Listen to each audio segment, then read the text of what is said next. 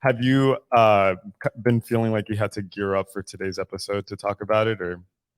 No, you know what? Honestly, I feel like a professional. So all I had to do is come and talk about what I'm going through on a regular. Yeah. Yeah. So I wanted to share some facts about anxiety to give us some context before we jump in. So for folks at home, so there's a bunch of different ways that we can define anxiety. Just for statistic purposes, anxiety happens to be one of the most common mental health disorders. I think it's something like 30% of people have dealt with anxiety at some point in their life. Anxiety comes in a bunch of different forms, right? You can have generalized anxiety disorder, which is basically a feeling of fear or unease that is kind of pervasive. It just happens and you feel it throughout the day. It doesn't matter what the situation is. You can have a panic disorder. And so what makes panic disorder different from generalized anxiety is that panic disorders generally kind of happen randomly. So they can happen randomly, and they can all both be very paralyzing. And then one of the more kind of common things that people are familiar with are phobias. So you can have like agoraphobia, so fear of open spaces, for example.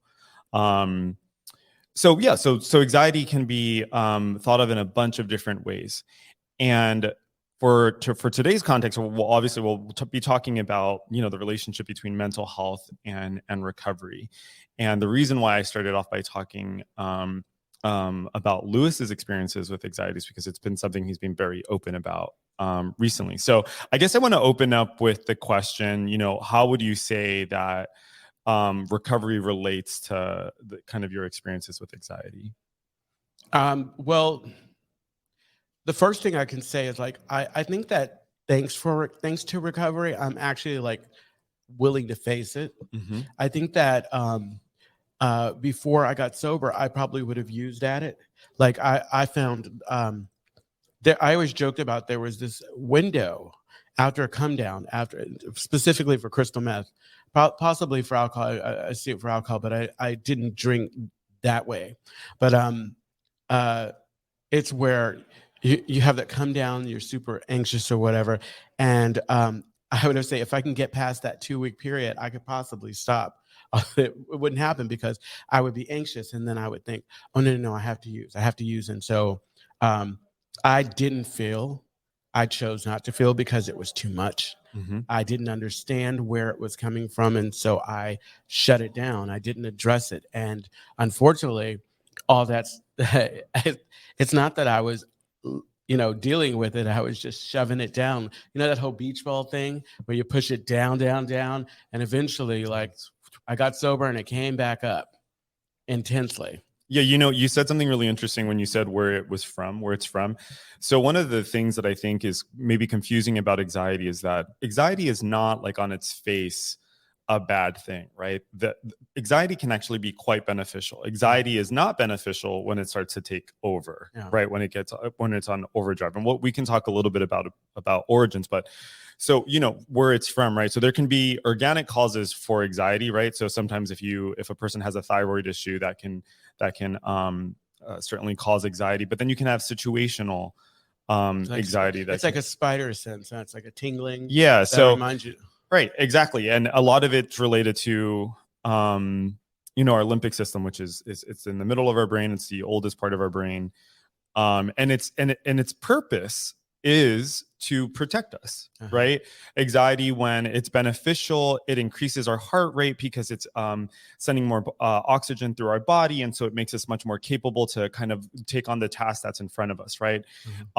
However, if, for example, a person experiences like a lot of trauma growing up, or they've been in situations where they've been kind of either put on the defensive or they've had to protect themselves over time, that kind of gets ingrained in someone's brain, right? And so, they go out into the world and they're having these responses that they aren't quite sure like how to deal with them, right? And so I feel like the one other thing that I wanted to say about anxiety is that it's complex, right? Because anxiety by itself, like usually, for example, when you treat someone for anxiety and you remove the anxiety, it turns out there's all this other shit that's underneath the surface.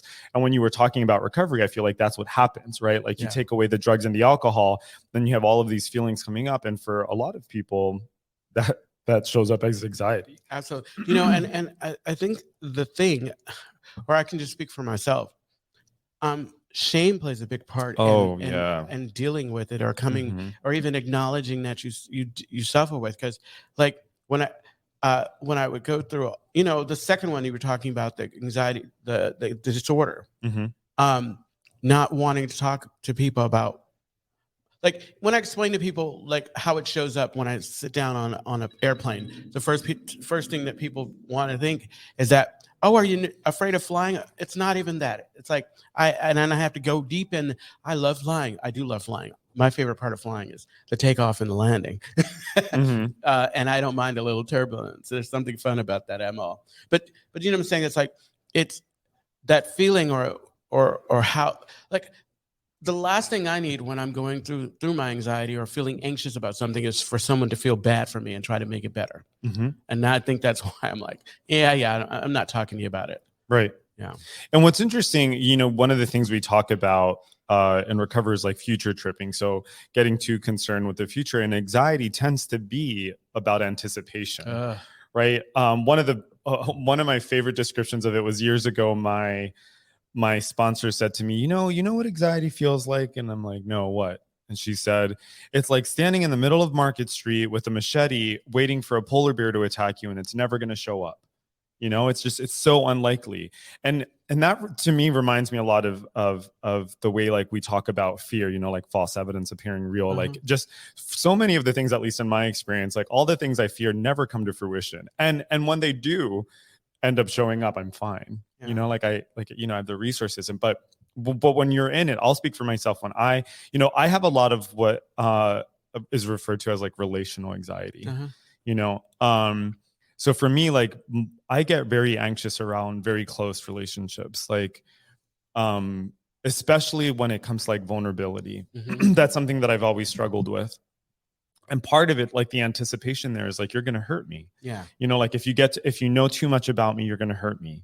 Or if I am, yeah, I mean, I think ultimately it's just like, if I open myself up to you, I'm making myself more likely to like be drained of energy, or just any number of Can things. I just give you a little credit, Yeah. credit for actually, like, even though you have those feelings, Yeah. and you feel like you're anxious about them showing up, you still kind of step over that kind of, you have a faith, or you take action. Yeah. Because I've talked to people about the fact that I'm not in relationship, and some of those same things come up. That idea of, I don't want to be in a situation where I'm going to get hurt. I have a lot of friends who like have shown me through their relationships, and don't get me wrong, I want the best. I love, solid relationships when they go really well.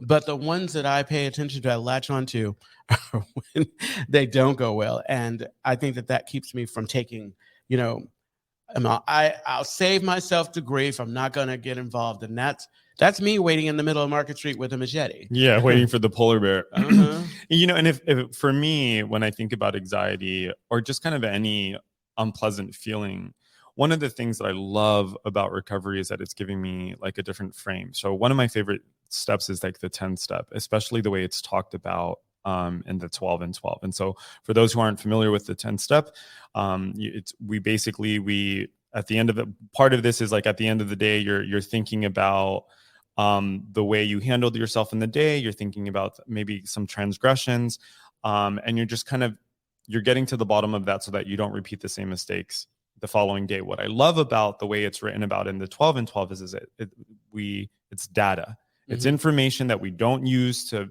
beat ourselves with. It's information. So similarly, when I think about anxiety, that's information. And for some of us, like I know one of the things that I used to miss about drinking is, or maybe, you know what, if I'm being honest, like one of the things, I don't want to drink or use, but one of the things I miss about drinking is that, like, when I remember when I had my first drink, that all the anxiety and all the noise disappeared. And that was part of what made drinking so comfortable for me. But I thought that was a solution. But what people don't tell you is that it doesn't work for very long. No, You know, I at know. some point, like the anxiety catches up, or you have to keep. I mean, it just does. Or it adds to. Or it adds to it. Yeah. And of course, yeah, that was the other part that I wanted to Mhm. get to. And then like the drinking adds to the anxiety because there's, you know, there's all these other, all of these other consequences that come from it. But where I wanted to land with that is like, and anxiety is information. And it's like, what do we do with that information? And I feel like that's where I, in the past, have gotten into trouble.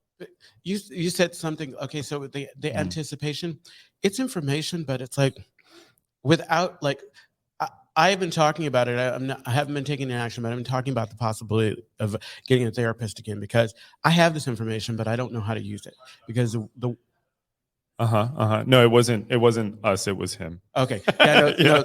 Uh-huh. If you're watching or listening, I just freaked out a little because every time we thought Brandon was going to hit us. I thought the iPad that we look on was. I know Brandon's going to give us a dirty look. He's going to throw something across the street. But like to the point, like I was saying, it's like so. I take the information and I was just thinking about it and thinking about how sad it makes me.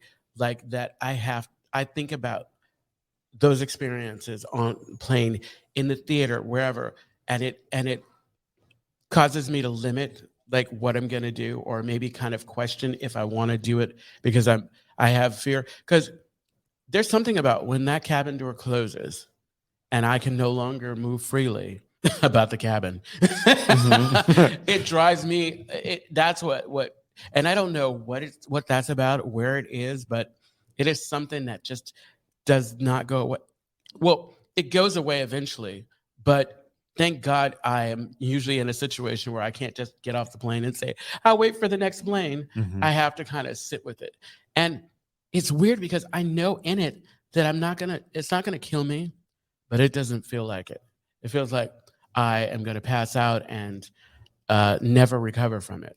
So that's interesting. When I say like it's information and what we do, like it's information and we have to decide what we do with it. Mm. So in the past, it's like it's information. I felt uncomfortable and so I drank or I used around it, right? Or as a sober person, then this is what fucked me up is like in certain situations whenever I had that anxiety, I'd lash out. Yeah. Right. Like if you said something and it hurt me, I would lash out. Right. I mean, that's not my reality anymore. Right. But the difference there is that you're doing it. Yeah. Well, you told me to tell you. So I think Louis might be anxious. He's like wringing his hands. But like one of the things that like, you know, I had to learn how to do is like when that, you know, this is kind of where I'm at too now in my life is like so relational anxiety, like be it a romantic situation or a platonic situation, when that anxiety comes up, what I've done before is like I would bolt and I would like remove myself from a situation and I would like ghost or I would lash, like I would fight or, you know, just, you know, fight, flight or freeze, you know? Yeah. And so now what I've been learning how to do both in therapy and also in SLAA is that when that stuff comes up, like I get to have a different relationship with it now. And now my relationship is one of like kindness, you know, and like I slow down and like sometimes I take a nap, you know. Mm-hmm. But what I try not to do, and I've, you know, pat myself on the back for this, is I try not to throw the anxiety outside of myself. Mm-hmm. Right. Because that just makes things worse. What does that look like? You mean as far as lashing out? Yeah. Or? Like if you lash out, for example, you know what I mean? It's like, it could be any, so let's just be real. Right. So like, for example, in previous romantic relationships, like I had a lot of like, you know, I've been cheated on. Mm-hmm. Okay. So some of my earlier like romantic relationships, I was cheated on. That was very painful. Okay. And so what ended up happening is like over time, I developed this like deep, profound fear I'm going to be cheated on. And that's just very painful. Right. Mm-hmm. And so in future relationships, what would happen is like, I was like always on high alert for someone to hurt my feelings. And so if anything kind of like mirrored or resembled, like anything looked like it, I would lose my fucking mind. Right. And so that's what it looked like to like throw it out. Right. And so what's happened when like I've done that kind of thing is like I've just made things messy. Yeah. So now I have to deal with my own feelings. And now I have to deal with like the injury I may have caused this relationship. Uh-huh. Right. That isn't to say that like a person shouldn't like share what's on their mind, but there is a way of addressing kind of anxieties or fears that is healthy for everyone involved. Absolutely. Yeah. No, I was listening and I was thinking it's amazing how like anxiety can really kind of put me in my place. It can absolutely. And I was thinking about, what's interesting, you're saying that having those experiences and still kind of getting into relationships or whatever. I feel like that to me is the relationship that I have with anxiety, my recovery relationship. I am not running from it. I haven't shut it down because I could easily not do those things that have brought me those feelings. I could just catch strain. I could make sure like that I don't put myself in those situations, but I don't want to be kind of controlled or limited, or I don't want to be paralyzed by these things. I need to kind of move out of it. Right. And I think that's why for sure, like for me, outside help has been so beneficial, like, I've had a therapist since I was in elementary school, like I've worked with therapists since I was like really young, and that's saved my life, and in recovery, it's been something that's only improved my recovery. Similarly, I think that one of the things that I like about like 12 step is that for example, when we do like 1, 2, and 3, right? So if you're not familiar with 12 step, first one is you're basically admitting that your life is unmanageable. I was going to find another word, but it's, super messy. Your life is really unmessy. Shitty. It's really shitty. Your second step is you're coming to terms that maybe there's something bigger than you that can help you with that, and that could be any number of things. And then the third step is basically you're letting whatever thing that is bigger than you, you're kind of turning your life over to that thing, right? And so I think when I think about like anxiety or like all of the feelings and thoughts that were like very present for me in the beginning of recovery, like those first 3 steps really kind of stopped the bleeding emotionally. Cauterized, huh? Yeah, cauterized, but it didn't take them away, right? Like so it's one of the things that's really good for anxiety is like it depends on like the type of anxiety, but it's like structure can be really good about that. I'm careful around the language because if you have OCD, like too much structure can. Oh, absolutely. I'm so the point that I'm trying to get at is like 1, 2, and 3. So the first 3 steps were very helpful for me and relieving some of that anxiety. And then the 4th step, when you take a fearless and moral inventory, so looking at like, the different things that upset you, the 4th step helped me identify my behavior, like the behaviors that I was doing that was contributing to situations that were like really fucking with me. And then therapy outside of that has helped me kind of do like the fine tooth comb and like kind of like identifying the like more hidden stuff. Have you found, there was a time where obviously I was earlier in recovery. I found that I just before like I stopped working with the therapist that I was working with, I'd found the perfect way to make these 2 things work. Like for some reason, before recovery, I would go and I would talk to a therapist and I would feel like it was a labor and I wouldn't really know what to talk about. And I'd have to probably spend the whole hour talking and not really get to anything until too late. But once I started working the steps with the sponsor or whatever, then I had a clear kind of like roadmap to the types of things I want to talk about. And I feel like even now, because of the way in which I show up for myself in this and realizing, and this is, how they say more will be revealed. More will be revealed. It's like, girl, you got to go back to therapy because whatever you've been doing, it hasn't been working as effectively. And recovery has given me the courage. It doesn't mean I'm not afraid. It just gives me the courage to address this, because a big fear or a big kind of concern is that this situation or this anxiety, the way it's showing up, is going to spread. It's going to spread and metastasize and end up in places. And I've seen folks who are anxious all the time, and I don't want to be that person. Yeah, I mean, the 100%. I mean, this I am really appreciating this episode and just like our conversation, because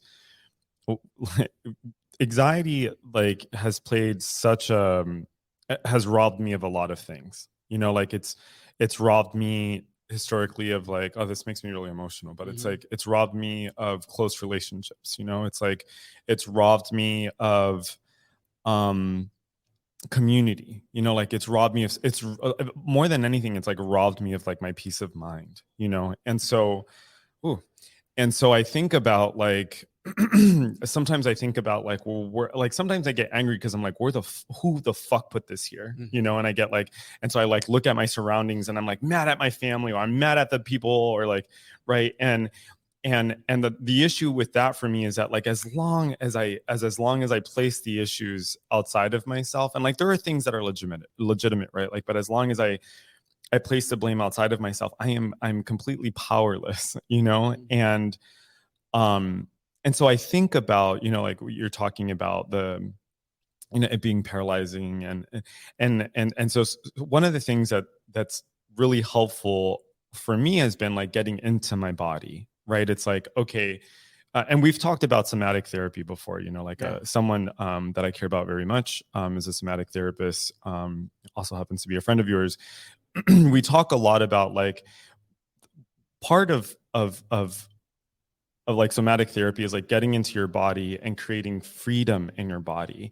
And that's such a like, because we spend so much time talking and like trying to get through things, and like we don't get into our bodies, right? And that's where that's where we feel it, like it's like the gripping in the chest, it's like the heart racing, and so I was just thinking about like that's been something that I think about a lot, about like getting into this more physical space where like you can return to ownership of your body. And I think part of that is, at least from what I hear in the rooms and my own experience, is that when you're drinking and using, you're like, you kind of lost ownership of your mind and your body. Yeah.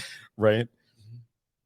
No, it's like, honestly, it's like I'm listening to you and it's like I'm thinking of all the things that I'm doing, that is the one thing that I'm not doing. Getting in your body. Getting in my body. Like I feel like the light bulb went on when you talk about this idea of ownership of my body. Yeah, one of the things that I think about with myself is like, I didn't realize how I was using like porn and sex. Like sex to me for a very long time was like dissociative. Like I was having sex so that I can get the fuck out of my body and out of my mind, where I thought like, oh, I'm enjoying, like it's about pleasure. But no, it was about not being in my body, or I think about like pornography and like the way like porn allowed for me to like, I thought like, oh, this is about getting off, but it was like, no, it was about relieving anxiety and not being in my body. And so a lot of like the work that I've been doing around like my anxiety and like discomfort has been also about like owning my sexuality and like approaching sex differently, and like also just looking at the other ways in my life that I've tried to address my anxiety. Like food has been a big one. Like even yesterday, like I was talking to our mutual friend, and it was like late at night, and I started talking about like my mom, and I started getting angry, and before I knew it, it was like 1 a.m. and I was ordering McDonald's. And that's real, and I hate saying that, but I was like ordering a double quarter pounder with cheese or french fries, 2 strawberry cream pies, because it was 1 a.m. and I was like anxious and I couldn't go to bed, and I was like, this is just what I'm doing tonight. Wow. But it's like food, porn, sex, spending, drama is another way of not being in your body. Exactly. Yeah. And so so there's like returning to the body, and then also like spirituality. One of the things that is really grounding for me is when I can really feel and get into the like, I can't control anything. Like God's ideas are much better than my ideas. Yeah. No, absolutely. I have that happen way too often, and yet I still try to take the reins. How do you incorporate spirituality when it comes to like your mental health, or just how do you incorporate like spirituality into those kind of things? Well, I believe that like I just believe that we're natural spiritual beings, and so everything that I do is spirit filled. Everything. It's like I just believe that, and so I try to stay present. I talked about how like I communicate with my higher power. It's like we're talking right now. It's God and I have a kiki, and I usually try to talk about God as often as I can, and talk talk with God. And one of the things that I got from a bishop of mine when I was going to church is like, when I'm having discomfort, I thank God for allowing me to experience it. I try to not just have this transactional relationship with a higher power, but a relationship where I'm in complete understanding that all of this is necessary for me to kind of, all of this is a part of my journey. It's not good or bad. It just is. I feel that. I've thought about. I have a comment. There's a comment. Did Brandon put his fist up? Let's see that comment.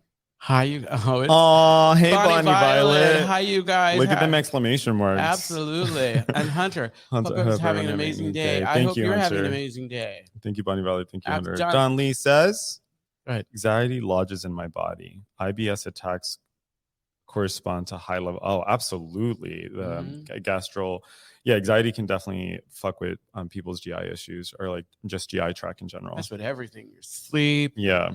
Anxiety. There's also a thing. It's called somatization, which is basically when like you have a mental when there's some like psychopathology or some mental health stuff going on, and it manifests in the body. So sometimes like anxiety can manifest as like GI issues, or it can show up as like eczema. It could show up as all types of things. Yeah. I think that like we cannot leave without talking about the collective trauma that we've all experienced with COVID. I mean, oh yeah, like coming out of it, it's like, and what we're experiencing now in San Francisco with all of these places going out of business, businesses leaving or whatever, is thinking, and I may need to, like you, take a break from certain social media, just because I'm constantly bombarded with these stories and these ideas, and so helpless, so powerless. Like, what do I do? And do I care? And why don't I care? Right. So there's a lot of stuff that comes up for me. So like one of the things that, and thinking about recovery and like what's been really helpful for me is, one of the things that I love about the third step, or like that I love about like my relationship to God, is that I am constantly reminded that I can't control anything. And that like the illusion that I can, like, for example, I could say like, well, I can pick up this phone, you know what I mean? But all it would take is for like just this is it's not an accurate representation of just how like complicated the world is, right? And so one of the things, like when I can really get into the like I can't control the world, when I can really get into that, like, because part of like the anxiety for me is like I'm anticipating all this fear, so I'm going to ask you 1,000,001 questions and I'm going to orchestrate. But when you realize like actually all the questions in the world and all the orchestrating in the world is not going to fucking save you from anything. Not at all. You know, like, so when you can get into that, at least for me, when I can get into that, like all the orchestrating, then like there is a relief there, because it's like, oh, there's nothing I can do. Right. Like, the other thing is that I've been doing that a lot recently, and it's been paying off just exponentially. Another thing that makes me like really emotional is that like I've been working to like just fucking let God do what God does. You know what I mean? Not that I have control over God, but I've just like, okay, you know, fine. Like I'm going to hold this fear. I'm going to take this fear to the right place, you know? And one of the things I've been thinking about a lot is that restraint of pen and tongue has totally changed the nature of my relationships. Right. And it's been like not. And so as a result, it's like one of the things that's really grounding for me is like just looking for evidence of God's presence. You know what I mean? It's like I can use my anxiety to look for all the fear in the world, or I can use that anxiety or like refocus and like look for evidence of God's presence. This takes me back to the 10 step. When I think about restraint of pen and tongue, I think about the 10 step. When I'm doing a regular 10 step, when I'm doing a regular spot check or reflection, in it, I've seen myself in real time kind of change, like self-correct before like I create issues, because I jokingly tell myself I don't want to have to write a 10 step on it. But we have a comment. J-Lon, oh my God. I haven't heard from you in a while. I know. You want to take that? I know for myself, based on how I grew up and bullying being a part of my story, as a result, I've developed a hypervigilance around my safety, which I have to work hard to manage because it has and does cause a lot of anxiety. Jalen, thank you for mentioning that. Thank you. I feel like that's something. Were you going to say something, Liz? Thank you for being present. Yeah, thank you for being present. Thank you for that. You bring up a really good point, and I think that's one of the things that that is unique to like the LGBT plus experience, especially for those of us in recovery, is that there are things that are unique to being gay or queer. And one of those things is like there is like the growing up, many of us did experience bullying. Many of us grew up in places where it just wasn't safe to be gay. And even if you live in San Francisco, where we have this bubble here, it's like we're still hearing things about shit that's happening in other states that impact like our trans family, and that impact like the poor like queer kids along the Bible Belt who don't have community.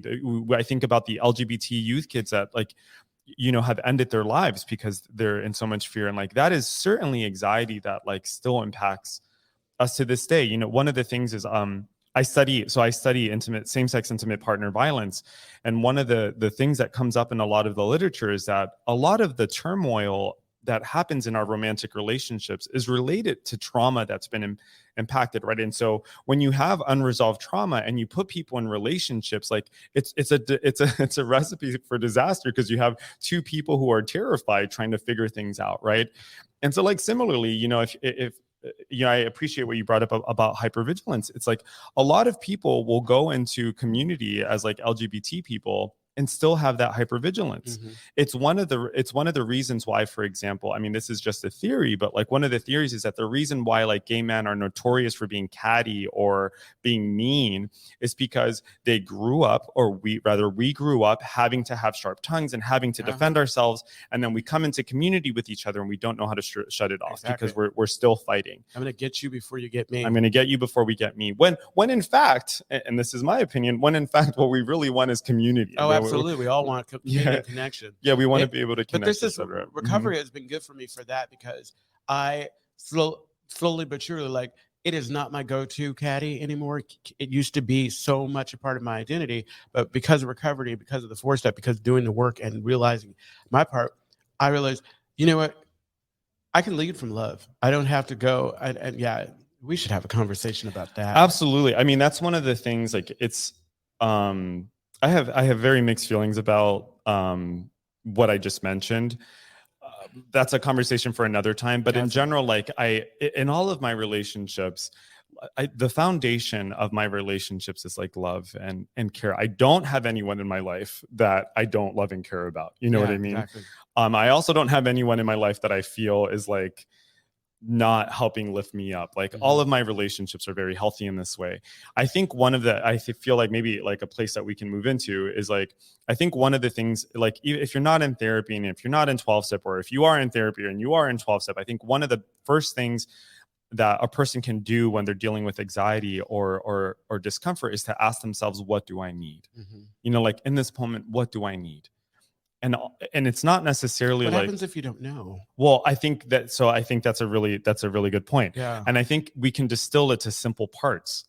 The simplest parts is like, right now I'm anxious, and what I need is to feel safe. Yeah. Like what I need is I don't want this, like I think we can ask like, what do I need? Or like, what is it that I want? It could be, what would make me feel safe in this moment? Right. Like, and if you're outside of the anxiety, it could be like, what is the context in which I feel safest? Like, I think that can be a really good guide too, is like, when do I feel safest? When do I feel calmest? When do I feel the most grounded?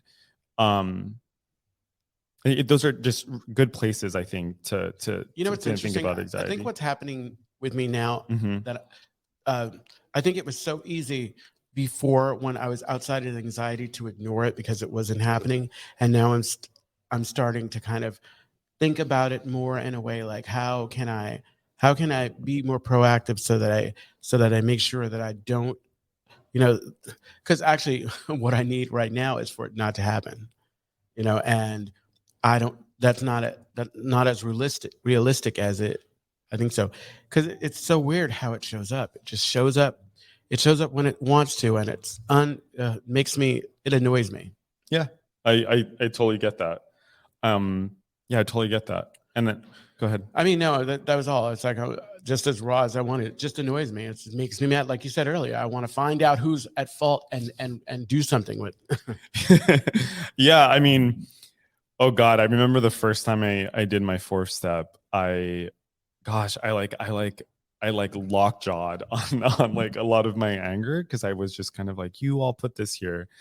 And one of the things that, I was just reminded of this recently because I'm working on a 4-step and SLA. My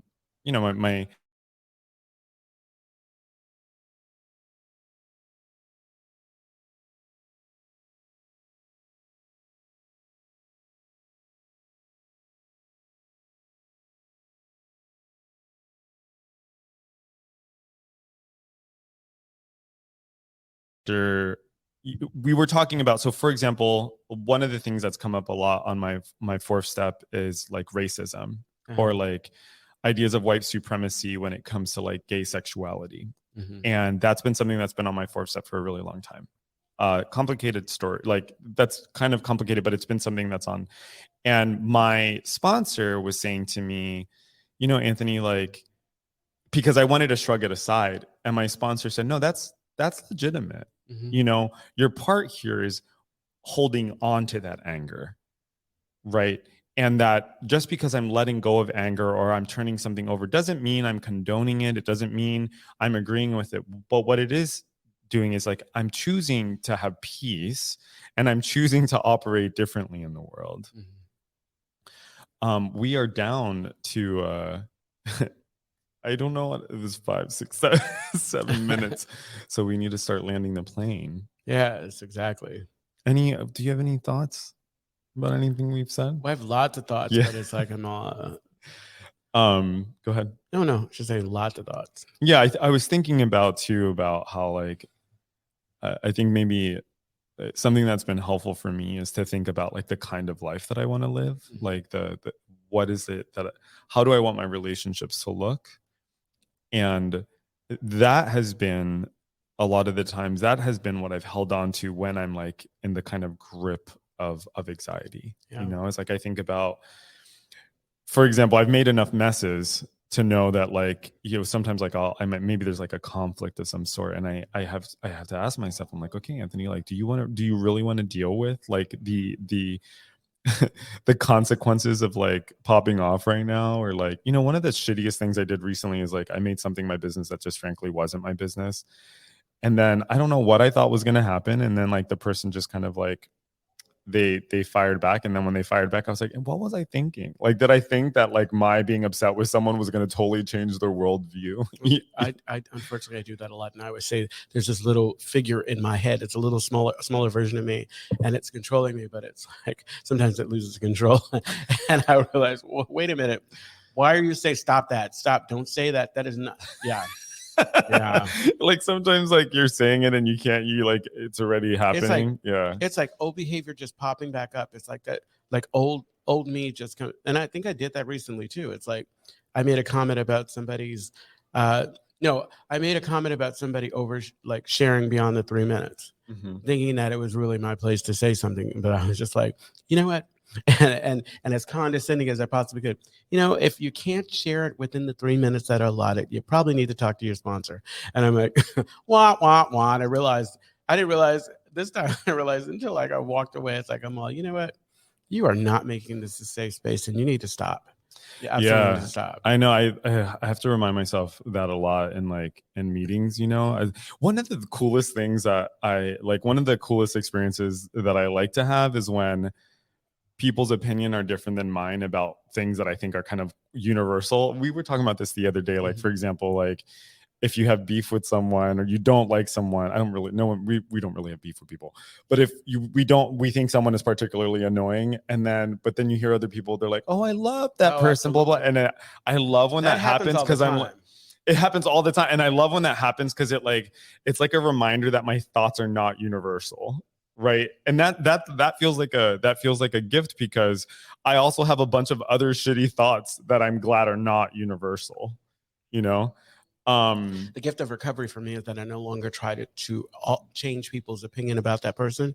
I simply just step away. It's like, come on, because there would be a time before where I would mean girl it, Yeah. and I would try to character assassinate and really kind of make other people feel the same way I was feeling. And the truth of it is like whatever's going on, it's going on, and it's usually about me. And most of the time, I found it's about me. And when I get over my cheap self, as one of our fellow compatriots said, Yeah. then I end up realizing, hey, this person has more qualities that I find endearing, or either I don't want anything to do with them at all, and I was right in the first. This is reminding me. I had a conversation with a really good friend of ours who is finalizing a divorce, and I don't want to. They're finalizing a divorce, and they have children. And I was talking to this person yesterday, who constantly amazes me. And he was saying to me, he was describing a conversation he had with his now ex-husband, and one of the things that our friend kept saying is like, there's no reason for me to taint what the kids think about him. The kids can form their own opinions about him. I don't have to share anything with them that taints their opinion. And I was so impressed, because I was like, bro, like, I'd be so fucking mad. You know what I mean? Like, and our friend is like so committed and so focused, and he's just been so graceful throughout that process. And I was just thinking, and like I looked at this person, I'm like, wow, like, how do you do it? But he has a power greater than himself, and he really works a solid program.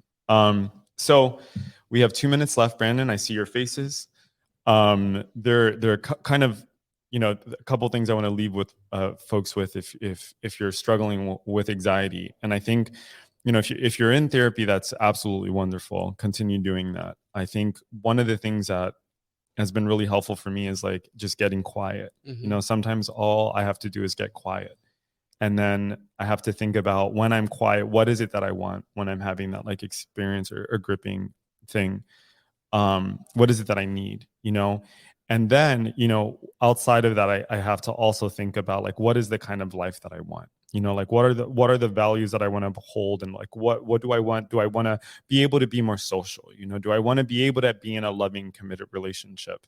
And then I asked myself, like, how can I work toward those things? Maybe that's, maybe I'm taking my issues, not my issues, but maybe I'm taking kind of like my concerns to a friend or a sponsor or a therapist or a doctor, right? But the point is, the takeaway here is that I'm not doing it by myself. I just don't know that anxiety is one of those things that we can, or should, maybe, that's just my opinion, that we should just try to like undertake without any support. And we need to take the shame out of it. So it's like, if you're able to talk about it with those that you trust, because I think that's been the key for me, to open my mouth and talk about it, because number one, there's always going to be somebody who can relate. And I am finally getting to a place where I'm open to hearing what they have to say.